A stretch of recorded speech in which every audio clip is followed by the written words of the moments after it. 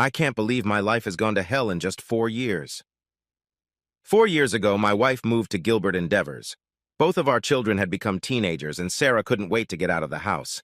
An entry-level secretarial job seemed perfect at the time. My name is Skip Trexler. My name is actually Austin, but I've always been called Skip. People called me wiry. All my life I've been thin and a little overweight. My parents tried their best to make me strong, but nothing worked. Finally, when I was in my teens, they gave up and decided to accept me for who I was. It felt pretty damn good. I was average height and weighed less than 140 pounds when I graduated high school. A lot of the skinny guys I went to school with were active in track and field or swimming. Some of them were excellent cross-country runners. Unfortunately, I had no interest in sports, especially competitive sports. The closest I came to physical exertion was in shooting, not trap or skeet shooting, but long-range shooting. That required going outdoors, which involved quite a bit of hiking and climbing. Of course, I wasn't talking about target shooting, but rather varmint hunting. I got into it with a passion. All through high school and college, I spent most of my non-school time either shooting or reloading. After 8 years, I was able to consistently hit a 2-inch target at 100 yards. My favorite gun was a Marlin 336C chambered in .219 zipper. This cartridge has been discontinued for years, but I still made my own out of 30 shell casings with a reduced neck. The fact that I could make something like this gave me a sense of pride in my accomplishments that I desperately needed. While I was in college, 2 important things happened. I met my wife, Sarah, and I met my future business partner, Chuck Fuller. Other than that, things were kind of boring. I got a degree in geology, got married, and started a small surveying business with Chuck. Life was good. Chuck and I didn't work for anyone else. After college, we each shelled out $2,500 and started our own small surveying company. We focused on small jobs and lots of real estate deals. We didn't make a lot of money, but we were comfortable and well off. Chuck married a local girl 3 months after Sarah and I got married. We supported each other. My family had a cabin, which we called a bungalow, in Schuylkill County on 160 acres of land. That's where we held all of our family gatherings, and it was where I did most of my shooting when I was younger. The Fullers had a real cabin on 640 acres in Potter County. Chuck and his family hunted there but didn't use it for anything else. That's all you need to know at this point. Like I said, my life started going to hell about 4 years ago. Gilbert Endeavors was a company that designed and manufactured exercise equipment. The company was headquartered in the city, but manufacturing and distribution facilities were located all over the country. My wife Sarah started working there when our twin daughters, Marcy and Mercy, went to middle school. It seemed like a good idea at first. The hours were good, the pay was fair, and the location was convenient. The first year or so was perfect. GE hired Terry Ulrich, a retired NFL quarterback, to be the marketing manager and spokesperson for the company. Unfortunately, my wife worked in the marketing department. For 6 months, we were inundated with stories about the magnificent Terry Ulrich. Both my wife and daughters were mesmerized by his greatness. Fortunately, after about 6 months, the adoration waned, and around the same time, Sarah started working a lot of overtime. Chuck and I both grew up in the area, so we knew a lot of people who worked at Gilbert. It wasn't hard for us to find out that Sarah and Terry Ulrich started dating. While their relationship was blossoming, our marriage was crumbling. As Sarah and I grew further apart, so did my relationship with my daughters. I never confronted her about it. She began to leave more and more often for business and promotional trips. When she came home, she would constantly talk about what she had done, who she had met, and what she had seen. Of course, all of this was for the benefit of the girls. None of it was directed at me. I had turned into nothing. Usually, but not always, she invited me to accompany her to company parties and meetings where I was ignored for the rest of the evening. Sex was out of the question. How does a man endure such a life? Until Sarah started working, our married life was normal. We went out to restaurants regularly. We went on family trips on weekends, and at least once a year we went on vacation. The girls took ballet lessons and played soccer. Sarah was active in PTA and Girl Scouts. We had pizza night every week. The only thing the girls didn't like was spending time in the bungalow. That was all in the past. It was all in the past now. Over the past few years, Sarah's out-of-town conferences and meetings had gradually increased. Lately, on long trips, she had been taking the girls with her. I was never invited or even asked if I wanted to go. I often overheard the girls talking to their friends about what a great time they had. They never said anything, knowing I was within earshot. Terry Ulrich was never mentioned, though I knew he was on all those outings. Everything came to a head at the Gilberts' New Year's Eve party. Sarah had a hard time uninviting me. I didn't want to go. The humiliation of having to live with infidelity alone was strong enough. I was afraid I wouldn't be able to control myself if the situation got out of hand. I was right. All of the girls were dressed to the hilt. Marcy and Mercy were excited because it was their first adult cross-dressing party. I didn't have a tuxedo, so I wore the best suit I had. Really, I managed to wear the tie I'd gotten for last Father's Day. Several hundred people piled around when we arrived. Skip Trexler, glad to see you were able to make it. Thanks for bringing your wife and beautiful daughters to our little reunion. Terry Ulrich seemed to smile, looking at the grimace on my face as he squeezed my hand. Finally, he released it, and I noticed Sarah smirking. The girls gave me a look of disgust and quickly withdrew. It was the beginning of a bad evening. I drank one mug of beer and huddled in a corner, trying not to embarrass my wife and daughters even more. I didn't say or do anything, but I had successfully ruined the start of the evening for them. Terry Ulrich was a big guy, very big. He was at least a foot taller than me and outweighed me by 100 pounds, all muscle. He was the epitome of arms and stands. My daughters mingled around the room, but my wife spent most of the evening by his side. Most of the time, she held lightly onto his arm. Several lower-level men made feeble attempts to strike up a conversation with me, but none of them went anywhere. Several middle and upper-level executives noticed me and smirked or made sly remarks to their companions that seemed to be related to my cuckold status. I couldn't hear the words, but it was obvious what was going on. My beer was replaced with a simple ginger ale, which I sipped slowly, driving myself to a mild frenzy. I was usually able to keep my cool and prided myself on never losing my temper. Many began to dance, and I noticed that the girls were having a good time. And so was my wife, with Ulrich, of course. Neither she nor the girls had spoken to me once in the last 3 hours. Of course, I couldn't expect them to spoil a good evening by socializing with a wet blanket. A small, mixed group of men and women were chatting away from the dance floor when one of the guys pointed out Sarah and Ulrich. They looked in my direction, started laughing, and quickly turned away when they saw me looking at them. A few minutes later, they were still giggling. That was the end of my evening. I set my glass down, and as I headed for the door, I noticed Ulrich had his hands on my wife's ass, and she was caressing his neck. Before I knew it, she pulled his head down and kissed him right in the middle of the dance floor. It took me less than 5 seconds to cross the room, turn Ulrich around, and hit him hard with a roundhouse kick to the right. My arm hurt like hell, and the next thing I knew, I woke up in the back of an ambulance. It wasn't a long ride to the emergency clinic, and I noticed that I was alone in the ambulance. I remember being wheeled into the emergency room. The next thing I remember is that I woke up in some sort of recovery room. 30 minutes into recovery, I was visited by a doctor who gave me an update on my condition. In addition to a broken arm, I had 3 broken ribs, a broken nose, 3 lost teeth, and 2 loose teeth. My jaw was wired shut and my right kidney was bruised. To finish, Ulrich gave me a good kick in the testicles, resulting in blood vessel damage. The doctor said I would be discharged in 4 days, but I would have to spend at least 2 weeks in a rehab center. If I wanted, they could arrange rehab at home. I chose the other option. When my wife and daughters finally showed up, it was past noon. Sarah looked furious, and the girls looked bored. No one said anything. Since my jaw was clenched, I was reluctant to start any conversation. I was in a position to talk, but I didn't want her to know it. "Well, Skip, what do you have to say for yourself?" I quickly assessed her attitude and decided I didn't need this conversation.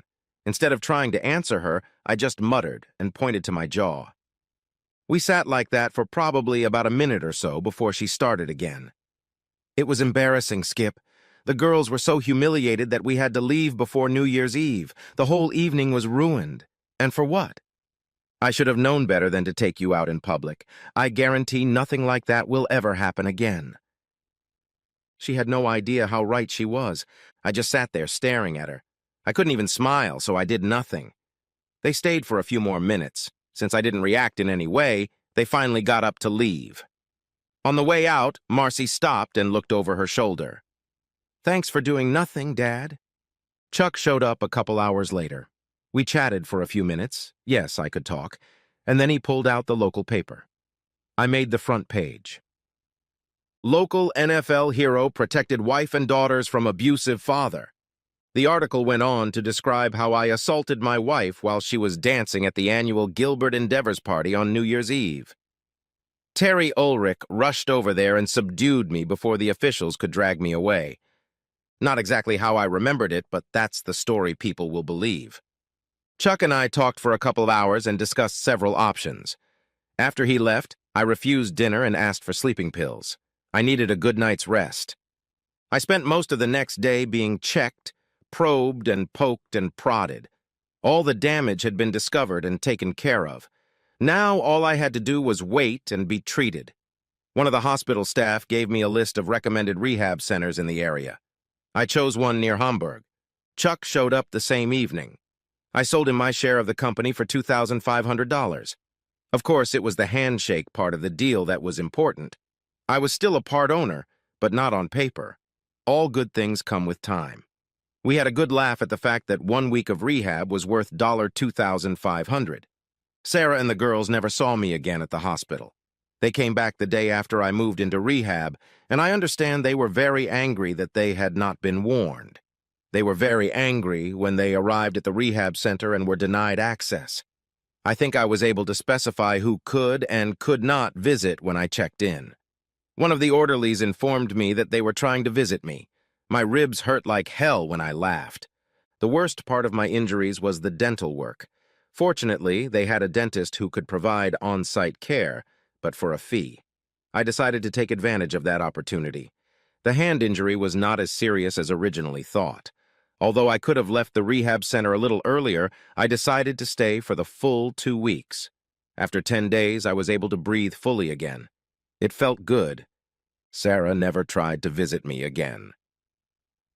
On the second weekend of February, the National CrossFit Expo was held in Atlantic City. Sarah and the girls and Terry Ulrich and the GE marketing team attended. Chuck and several of our staff spent the weekend moving my clothes and belongings to a bungalow in Schuylkill County. He made sure to pick up my Marlin and all my reloading supplies. 2 days later, I was comfortably settled into my new abode. That weekend, Chuck and his wife June came for a visit. Apparently, Sarah was at the office looking for me. No funds had been deposited into the joint account since the beginning of the year, and Sarah demanded an explanation. Chuck spent half an hour trying to explain to her that not only did I no longer own part of the company, but I didn't even work there. She stormed out of the house in frustration, threatening to contact a lawyer. A couple weeks later, I was functioning quite normally. The jaw situation wasn't as bad as originally thought, so within a couple days I was back to eating and drinking normally. The dental problem was resolved, and I decided to leave my broken nose alone. I was missing that little bit of character it was adding. The rest of the bruises and aches were healing normally. I was undergoing treatment and exercising as directed. Chuck left me one of the company trucks and a credit card. I also took a large amount of cash with me in case I needed it. I left my cell phone with Chuck. The bungalow was comfortable, but it was temporary. I'd already gotten my exercise and started jogging at a leisurely pace. Terry Ulrich had a large house on Durya Doctor just outside of town. It was a long, winding road going up to Penn Mountain. There weren't many houses there because it was difficult to build on the steep mountainside. Finding a house wasn't difficult, and I was able to find some nice, secluded vantage points. I would not be a quiet simpleton. In the mornings, I worked out and got in shape. In the afternoons, I practiced target shooting. This year was a good year for marmots, but I left them alone and focused on inanimate targets. My Bushnell laser rangefinder was showing that I needed to be accurate at 133 yards. I would be ready when I could consistently hit eggs at that distance. I bought a lot of eggs. I bought a suppressor. I spent evenings planning, adapting, and reloading. I limited myself to 1 black and tan a day. I started growing a beard. Chuck came to see me once every 2 weeks or so. Sarah stopped by the office a few times, still trying to find me. After 2 months, she gave it up. Chuck always brought a few newspaper clippings with him. Judging by them, my wife and daughters continued to enjoy the social life with their new benefactor. He must have had it fully maintained by now because I contributed nothing. Strangely, Sarah and the girls were still living in our old house, which I didn't realize. It was time to move on. I started driving into town early in the morning to be able to pick a good vantage point to watch Terry's house. Parking was problematic, so I ended up having to walk a bit. He was a creature of habit. I didn't expect such a big guy to take up swimming, but he did 50 laps every morning. Naturally, the pool was heated. That weekend, I made a trip to Potter County. Moving from the bungalow to the cabin was quite a challenge. No electricity, no water, no cell phone signal. It was a 45-minute drive to the nearest Walmart store in Olean, New York. I didn't want to drive there in the winter, so I stocked up on everything I needed for at least the next 4 months. If I forgot something or needed something I hadn't thought of, I could buy it before bad weather shut me out of the house. Early Wednesday morning, I drove to the office and moved all the stuff from the truck into my Subaru Outback. I parked the company car at the construction site at the base of the mountain and walked up to my chosen vantage point. There was no traffic on the street at this time. I set up the tripod and set up the canister. I had one round in the camera and one in the tube, and had the next two at the ready. 20 minutes later, Terry Ulrich came out for his morning swim. The first shot shattered his right ankle. Even with the suppressor, it was loud for this early in the morning. 2 seconds later, his left knee shattered. I loaded the next 2 rounds and shattered his left elbow. The last target was his right wrist, which I couldn't hit due to his erratic movements, so I quickly collected the rounds and quietly left. 10 minutes later, I left the construction site and returned to the office to my waiting Subaru. I did not return to the bungalow, but drove straight to Potter County. The first thing to do was to clean the spring so that I would have fresh water. Then a good supply of firewood had to be gathered. Fortunately, the cabin was waterproof and well insulated. LED lanterns were much better and cheaper than the old coal and oil lamps. Soon everything was under control, and I started shooting again, this time at paper targets. I first saw her in the middle of the second week. A tall, lanky woman dressed in jeans, flannel shirt, and vest. Although she was far away, I could see she had a backpack or something on her back. She walked past on an old logging trail that ran next to an open area used for a shooting range. 640 acres of land, and I still haven't gotten any privacy. Of course, it was much more practical to build a cabin by the road where materials could be brought in. And the acreage was for deer and the occasional bear. One day, when I had the opportunity, I put a scope on her. She had a crossbow slung over her shoulder. I had no idea what she was doing with it, but I was curious. The range had a small area for a campfire and barbecue, so I started taking an old galvanized coffee pot and cookies. Yes, I was getting pretty good at biscuits. I felt like I was setting some kind of trap. 3 days later, my trap went off. "Excuse me, my name is Claire. I was hoping we could talk." She caught me off guard. Not being very socially savvy, I stuttered a bit, so I gestured for her to sit down. "Would you like some coffee?" It was the best I could do. She nodded, smiled, and took the crossbow off her shoulder before sitting down. "My name's Skip. I got here about 2 weeks ago. I've noticed you around the neighborhood a few times." "I'm staying in a cabin about a mile down the road. I try to walk every day and usually end up in this neighborhood." I held out one of my famous cookies to her. "Are you here for long?" "I'll be here for the rest of the summer. Are you on your own?" "It's open. 4 or 5 months, at least." She seemed to like my biscuit, but I got the feeling she would have preferred cream and sugar in her coffee. She didn't say anything. I just caught it. "Do you own this place?" "No. It belongs to a friend of mine who lets me use it." For a few moments, we sat in silence. "Do you hunt?" "No, not really. I used to shoot varmints a little, but I haven't done that for a few years now. Now I just do a little target shooting." "I don't mean to be intrusive, but would you mind if I practiced at your shooting range? I haven't found any suitable places where I can use my bow." She had an accent I couldn't identify, either English, Australian, or Scottish. I didn't want to ask. "No, not at all. I think we can find something suitable for target shooting. Feel free to use it any time. She ate the second cookie. I was feeling pretty good about myself. I'm just curious. I thought most people use compound bows nowadays, and you have a bow and it looks new. Don't get me started. Take my word for it. The recurve is better. She used regular bolts for target shooting, but always carried 4 hunting shafts mounted on her bow. That evening, I drove a few miles down the road and picked up 3 bales of hay. Thus began my summer with Claire Charles. Claire came every day and returned to her lodge every evening. The lodge staff put a beacon on her cell phone so they would always know where she was. If Claire did not return to the lodge, they would send someone to look for her. It was an arrangement she had set up when she arrived, and it seemed to work out great. It was the beginning of our second week together when a heavy summer squall hit us. We were sitting on the porch of the cabin, laughing and bantering about her dilemma. Without saying anything, she pulled out her cell phone and called the cabin. She informed me that due to inclement weather, she would not be able to return this evening, and that she had found a comfortable place to stay for the night. I was both surprised and delighted. Thus, my platonic relationship with Claire Charles developed into an intimate one. From that point on, we began to alternate lodging locations. The Highlands Lodge was totally out of place in Potter County. It was posh, very expensive, and considered an improvement over the Pocono Mountains. Most of the guests came from out of town. Claire's family was originally from Cornwall. The Highlands had hot showers, sumptuous dining, and laundry facilities, which I took full advantage of. Sex in the wild is fun, but it's much nicer when you have facilities. We spent less and less time on the range. A couple weeks later, while Claire and I were doing lunch, Chuck and June arrived. June seemed especially excited to have a companion, and even more excited when she realized it was a fulfilling relationship. We chatted lightly for the first few hours, and then June and Claire went off to chat with the girls. Chuck thought it was funny that Claire liked warm beer and I had to drink cold beer. I had to go to the spring for more several times.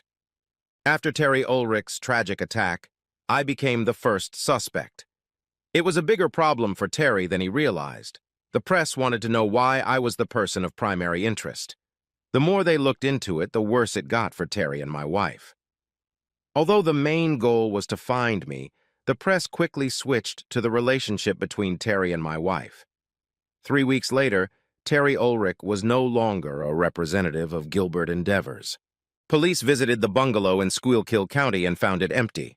They had no leads on credit cards, no leads on phone calls, and no idea where I might be. They never asked Chuck about the cabin. Chuck mentioned that Sarah had stopped by the office several times in a vain attempt to find out where I was. It seems she was desperate as her source of money was starting to dry up. According to Chuck, Terry seemed to have lost interest in her and blamed her for his demise. I didn't have a plan of how to proceed. I couldn't go back, and I had no other options I wanted to explore. At that point, I was adrift. As I approached the end of the year, I found myself calming down. I was happy and content with Claire, but I needed to turn my attention to my real life. It was a brisk fall day, and I was alone in the cabin. Something was wrong, but I couldn't figure out what it was. I had just had time to melt the wood stove to normal and start making coffee when the door suddenly swung open. Terry Ulrich was as big and as ugly as the last time I'd seen him. He stood in the doorway with a wide grin on his face and an old .38 caliber police pistol in his right hand. He seemed to be standing unsteadily and holding his left arm at a strange angle as if trying to keep his balance. We just stood there looking at each other. I expected some profound words of revenge, but nothing came. Coffee? Bastard, I spent over $10,000 to find you. No, I don't want any damn coffee. Well, what can I do for you? I know it was you, you sneaky weasel. Your wife told me you're a frequent target shooter. I hope you have 911 service here because you're going to need it. As he spoke, his face became increasingly puffy and red. He seemed to be in some kind of rage. Suddenly, a shocked expression appeared on his face. He dropped the gun and dropped to one knee. Terry Ulrich rolled across the floor, howling at the top of his lungs. There was about 12 inches of crossbow bolt sticking out of his left buttock. The other 6 inches were deeply and firmly buried. Claire just stood in the doorway and smiled. We ran most of the way back to the Highlands. I didn't take anything with me from the cabin. It took Claire about 15 minutes to load all her stuff into the rented Land Rover. The whole time we were laughing like a couple of school kids. When we got to the US 80 freeway, we finally calmed down to a fairly normal state of mind.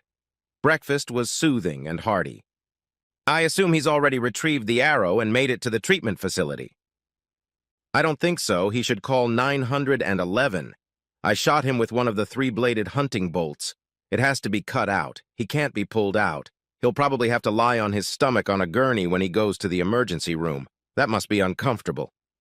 Well, Miss Claire, looks like we're in big trouble now. And it's all your fault. She threw a forkful of scrambled eggs at me and laughed. After breakfast, I called Chuck and Claire called someone else. I brought him up to speed and he seemed to think it was pretty funny. I told him that we were going to Ocala, Florida, where my grandparents live. He snickered slightly because he knew I only said that to cover my ass. While I was on the phone, Claire walked over and pulled my wallet out of my pocket. She returned to her seat and continued talking while I shopped for items for our trip. What trip? I didn't know, but we had to go somewhere. For some reason, I felt like Claire had a plan. She didn't tell me anything, and I didn't ask. I contented myself with my ignorance and trusted her. It had been a long day. We finally checked into a beautiful bed and breakfast in the Wisconsin Dells. We were exhausted from the trip and just fell asleep. Breakfast was great, and 4 hours later, we were at the Walmart supermarket in Duluth. Claire still had all her stuff, but I was left with nothing. I still didn't know what she was up to, and she seemed to be having fun keeping me in the dark. I got something like a new closet, and Claire got a big bag of snacks. Ever since I was a kid, I had dreamed of taking a canoe trip on the Boundary Waters. I finally managed to make it happen. When we arrived, everything was already set up. The company had even taken care of Claire's rental car. This made me realize that we probably wouldn't be going back. It was intriguing and exciting. I couldn't wait to see what else she had in store for me. Before we hit the road, I made one last call to Chuck. "Skip! What the hell did you do? It's all over the news here about Ulrich's latest demise. Some of the national services have even picked it up." "Chuck, I have no idea what you're talking about." I could hear June laughing in the background. "Well, his image in the media is dropping like a balloon. He can't seem to do anything worthwhile." It couldn't have happened to a nicer guy. I've always wanted to say that. "By the way, Skip, nice move with the divorce. Sarah wasn't expecting it, and it hit her hard. I don't know how you did it from there, but it seems to have worked. She has no idea what she's going to do, and she doesn't have the money to do it." "Chuck, trust me, I'm not kidding. I have no idea what the hell you're talking about. I haven't even gone to a lawyer. Are you sure about the divorce?" "Yes, she waved it in my face and ranted about it just this morning." "Well, it's nice to get some good news for a change. By the way, could you stop by the cabin and have someone pick up my stuff and car? Marlene's still there." "No problem. Where are you located now?" "In Moss Bluff, Florida. I'm looking for a trailer to rent." Claire stood on the dock and waved at me. The canoe was loaded to capacity. I thanked my parents for making me go to Boy Scout camp when I was younger. At least I didn't feel like a total dummy. For the next 6 days, we sailed around the lakes of the Boundary Waters. We had a different campsite each night. Claire knew where she was going and used her cell phone's GPS to get there. I was along for the ride and enjoyed the ride. The best part of the trip was that she enjoyed sex under the stars. As early as noon the next day, our adventures continued. A lone man met us at a small dock on a remote road. Claire and he began hugging and talking in French. After 30 minutes or so, he handed Claire the keys to the truck and a large envelope. We unloaded our stuff from the canoe and headed down the road. I looked out the back window and saw it pull away from the dock. I got behind the wheel and Claire started going through the envelope. "I guess I better get used to calling you Clinton." Sure enough, I threw her a strange look. She laughed and handed me a Canadian driver's license with my picture on it. The name Clinton Barfield was written on the license. "You're kidding, right?" "No, you are now Clinton Barfield, and you also have a new Canadian passport." She waved it proudly in front of my face. "We're in Canada? Of course we are, silly." 4 days later, we landed in New Quay. 2 hours later, we were at Claire's family home near St. Austell. It was as if I had been born here. I felt comfortable and satisfied. I was still very nervous before meeting Claire's family. The estate was huge. Her father asked me to go into the living room. There was an elaborate walnut wood armoire against the far wall. I watched with interest as he reached inside and pulled out a rifle. He held it out to me and smiled. It was my Marlin 336C chambered in .219 zipper. I realized I was back home. Epilogue: I never saw or heard from Sarah or the girls again. Chuck and June received a strange Christmas card every year from Mr. and Mrs. Clinton Barfield. They had no idea what it was about. This year's card will have a picture of us with our 3 kids on it. I'm sure he'll figure it out. Did Terry Ulrich ever exist?